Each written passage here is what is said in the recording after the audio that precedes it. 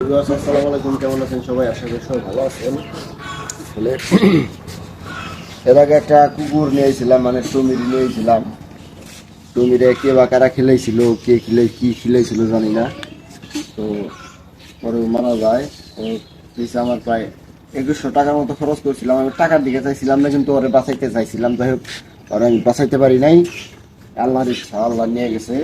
তো যাই হোক, এবার আর একটা আনছি, খুব কষ্ট করে খোঁজাখুঁজি করে একটা আনছি।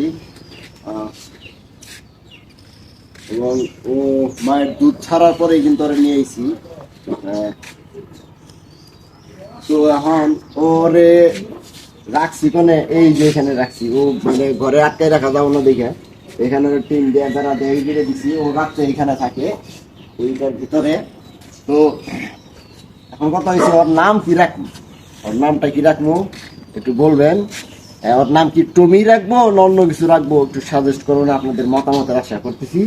এদিকে আয় আয় আয় আয় আয় আয় আয় আয় আয়। দুষ্ট প্রকৃতির, বেশি কথা শুনতে চায় না। আয় আয় আয় আয়।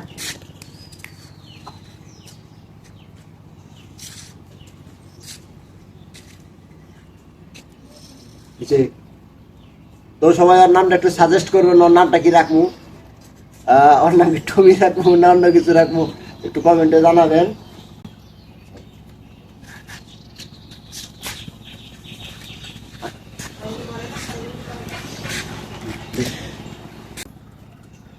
ও বিস্কুট খেতে বেশি পছন্দ করে, পাউরুটিও খায়। তো ওরে আসলে একটা ঘর বানাই দিব চিন্তা করতেছি। একটা সুতার আইনা ওর নিয়ে একটা ঘর বানাবো। ঘরটা এখানেই রাখবো, কারণ এই বাইরে থাকা ঝামেলা, মশা টশা হাবি যাবি। তো সকলে ভালো থাকবেন, সুস্থ থাকবেন। সবার সুস্বাস্থ্য কামনা করছি। আল্লাহ হাফেজ।